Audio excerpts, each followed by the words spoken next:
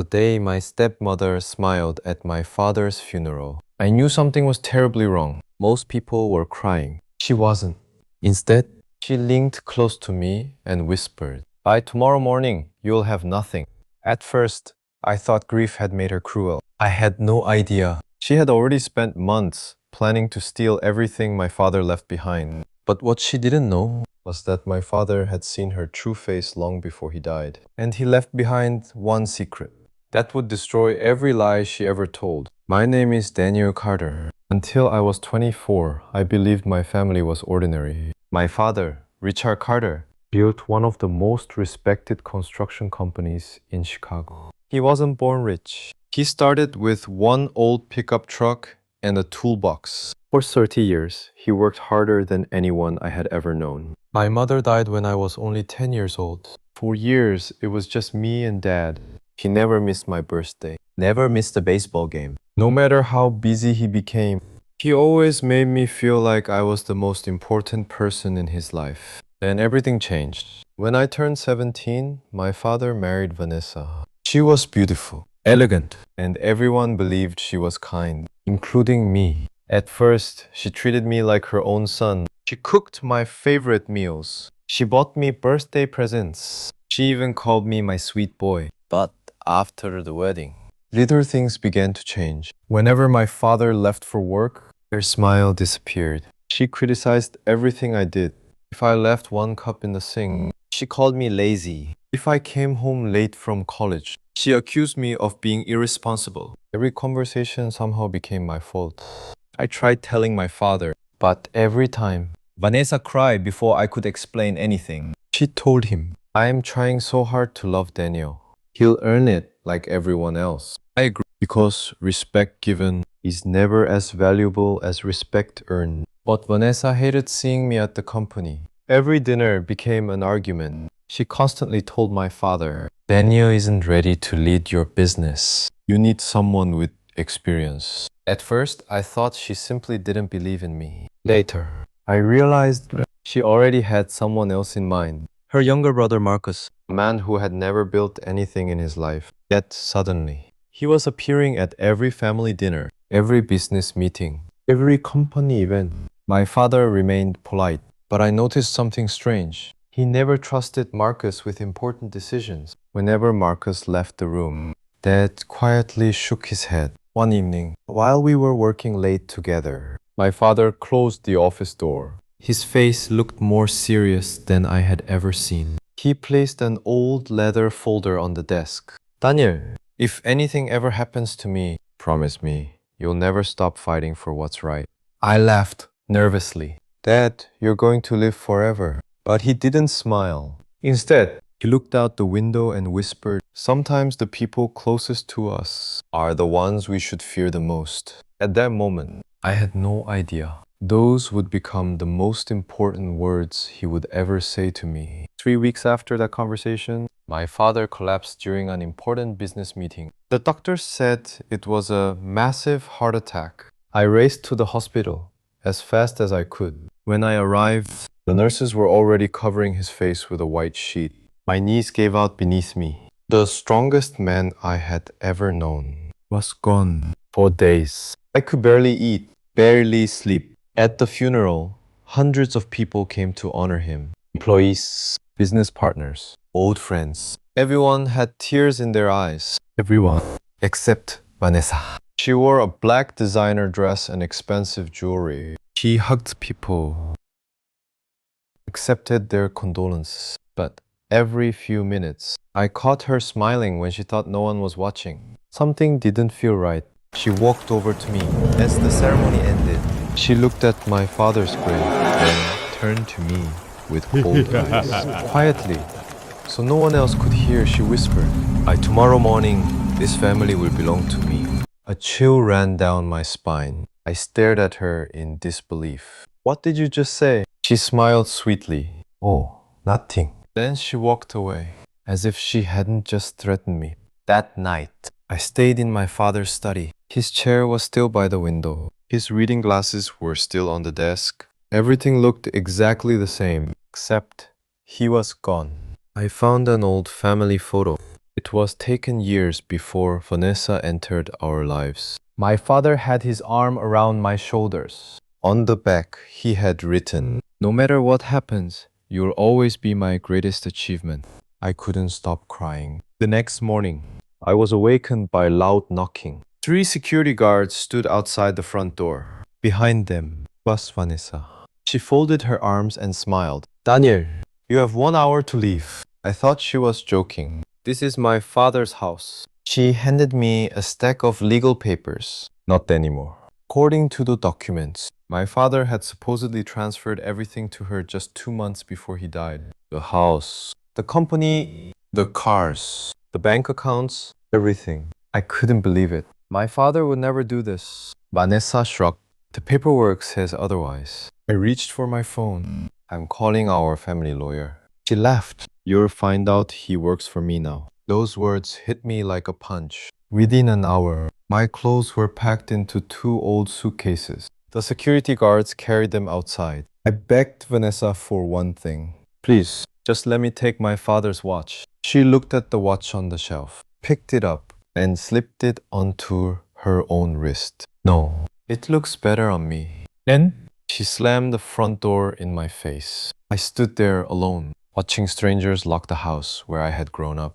Everything my father had built, everything my mother's memories lived in, was gone. As I walked away, I remembered my father's final words. Sometimes the people closest to us are the ones we should fear the most. For the first time, I realized he hadn't been speaking about business rivals. He had been warning me about Vanessa. One video file caught my attention. Its title was only 3 words. "Watch this first." I clicked on it. My father's face appeared on the screen. I had no idea that the next 5 minutes would expose a betrayal far greater than I had ever imagined. My hands were shaking as I clicked the video. For a few seconds, the screen stayed black. Then, my father's face appeared. He looked tired, older than I remembered. He took a deep breath before speaking. "Daniel, if you're watching this, it means I wasn't able to stop them in time." My heart began pounding. He looked directly into the camera. "I know who has been stealing from our company. It's Vanessa and her brother Marku." I froze, even though I had suspected it. Hearing my father say those words made it real. "They've been moving money into fake companies for almost 3 years. I pretended not to notice because I needed proof. If they discovered what I knew, they would destroy everything." My father held up a thick folder. "Every document, every illegal transfer, every forged signature is inside this case." He paused for a moment. Then his voice became softer. "Yeah, there's something else you need to know. I never signed the papers giving Vanessa my company. My signature was forged." I couldn't breathe. That meant every document Vanessa had shown me was fake. Samuel looked at me with tears in his eyes. "I knew your father would never do that." But the video wasn't over. My father leaned closer to the camera. "If anything happens to me unexpectedly, don't believe it was an accident." The room fell silent. My blood ran cold. Was my father's death really just a heart attack? Or had someone helped it happen? Before I could think any further, the video ended. Neither Samuel nor I spoke for almost a minute. Finally, he whispered, "We have to go to the police." I nodded. But before we left, I opened the remaining files. There were hundreds of financial records, hidden bank accounts, emails, fake contracts. Everything pointed to Vanessa and Marcus. Then, one document caught my attention. It was dated just 5 days before my father's death. The title read, "Emergency Board Meeting." I opened it. The minutes revealed something shocking. My father had officially scheduled a meeting to remove Marcus from the company and report the fraud to the authorities. But that meeting never happened because 2 days later, my father died. A terrible feeling settled in my chest. Someone had benefited from his death, and that someone was now running the company. Just as we were about to leave the bank, Samuel's phone rang. He answered. His face turned pale. He slowly lowered the phone. "They know." My heart skipped a beat. "Who?" Samuel looked at me. "Vanessa. She knows we've opened the safety deposit box." At that exact moment, I looked through the bank window. Outside, a black SUV had just stopped. 3 men in dark suits stepped out. They weren't customers. They were looking straight at us. Samuel grabbed my arm. We have to leave. What about the evidence? He held the briefcase tightly. This is the only thing standing between Vanessa and prison. As the men rushed toward the bank entrance, I realized this was no longer just a fight over an inheritance. It had become a fight for our lives. The moment the three men entered the bank, Samuel pulled me toward the emergency exit. Run. We raced down a narrow hallway, pushed through a steel door, and disappeared into the alley behind the building. The men searched for us, but we were already gone. That night, we didn't go home. We stayed in a small motel outside the city. Neither of us slept. The briefcase sat on the table between us. Inside it was the truth that could destroy everything Vanessa had built. Next morning, Samuel contacted a federal investigator named Rachel Morgan. She had spent years investigating financial fraud. After reviewing just a few files, she looked at us and said, "This isn't just fraud. This is a criminal conspiracy." Within hours, a full investigation began. The police quietly collected evidence. Bank accounts were frozen. Company computers were seized. Employees were interviewed. Vanessa had no idea that her perfect world was beginning to fall apart. 2 weeks later, the news exploded. Carter Construction under federal investigation. Every television station covered the story. Vanessa stood outside the company, telling reporters, "This is all a misunderstanding." She even blamed me. "My stepson is trying to steal my late husband's company." Some people believed her.